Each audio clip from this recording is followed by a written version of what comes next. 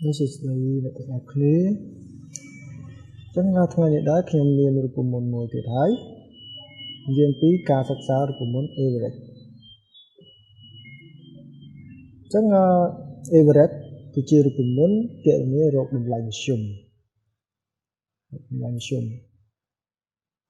នៅក្នុង Everett មាន syntax មានអញ្ចឹង Everett វិញគឺស្មើនឹង number 1 2 3ចឹងទៅណា number 1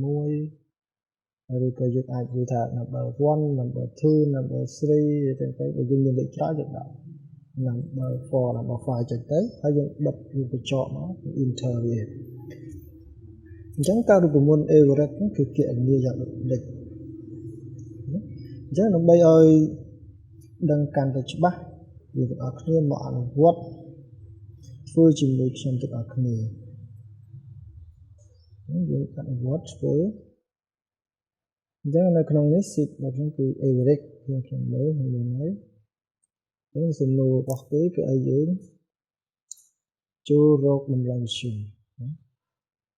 រកមធ្យមគឺ Everett ហ្នឹងឯងអញ្ចឹងដើម្បីយើងគណនាបានយើងមើលតារាងរបស់យើងមានរៀងមានឈ្មោះរបស់តំណែងមានលក់បៀលក់ពូតលក់vegetable sell book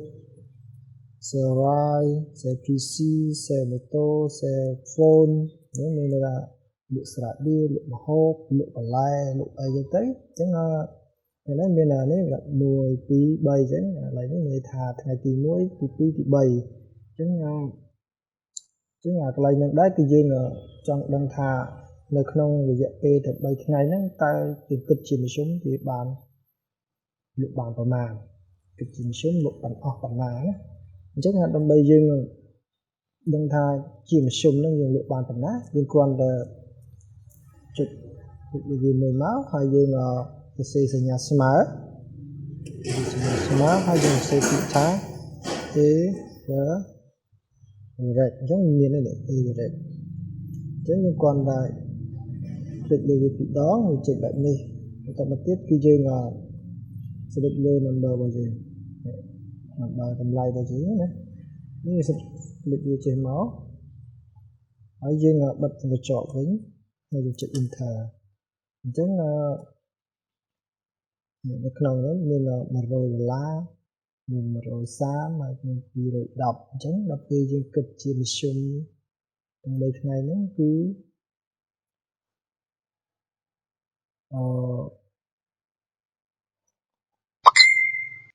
មួយថ្ងៃហ្នឹង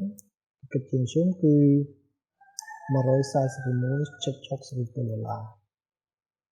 ណាហើយតទៅទៀតយើងដើម្បីដឹងតម្លៃខាងក្រោមនេះគឺយើងងាយស្រួលទេគឺយើងគ្រាន់តែចំណៅរបស់យើងដាក់ទៅចំជ្រុងខាងស្ដាំខាងក្រោមណា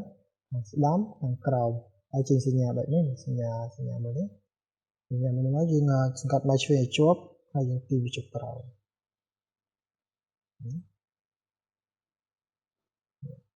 អញ្ចឹងគឺយើងបានប្រើដែរយើងនេះទៀតយើងចង់បញ្ជាក់បន្ថែមថាតើអានឹងវាត្រូវពិតមែនឬអត់វាច្បាស់ប៉ុណ្ណឹងមែនអត់ហ្នឹងបើយើងចង់ដឹងវាគឺយើងគ្រាន់តែចុចសញ្ញាស្មើនិងសេសាំមកចុចដកមកហើយចុចលេខនេះមួយខមាមួយខមាមួយទៀតខមាមកយើងបិទកញ្ចក់ហើយយើង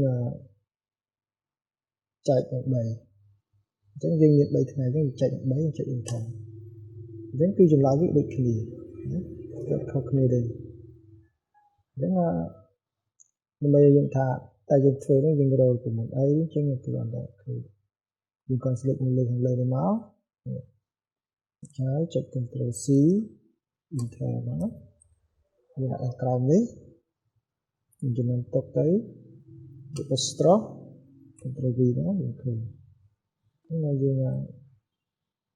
ចាក់ពួរវាទៅពួរយើងស្រឡាញ់ចាក់ហ្នឹងយើងអាចពង្រីកវាធំ ស្រួលមើលពូក្រហមបីស្មើទាំងអស់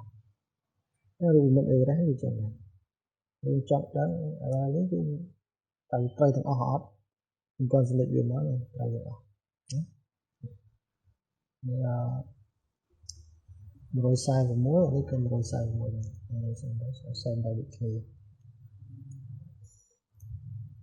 តែវីដេអូរបស់ខ្ញុំនិយាយអំពីការសិក្សារូបមន្តអេវរ៉េសហ្នឹងវាសូមបញ្ចប់តែប៉ុណ្្នឹងហើយអញ្ចឹងសូមបងប្អូនដែលបានទស្សនានៅវីដេអូរបស់ខ្ញុំ click ចុច like share subscribe ចុចសញ្ញាកណ្ដឹងដើម្បីទទួលបាននៅ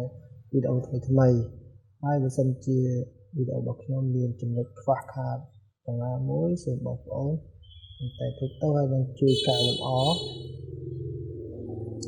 comment មកជួយកែលម្អប្រាប់តែចំណុចខ្វះខាតដើម្បីឲ្យខ្ញុំធ្វើវីដេអូក្រោយៗទៀតកុំឲ្យមានការឆ្លោះអញ្ចឹងសូមអរគុណសូម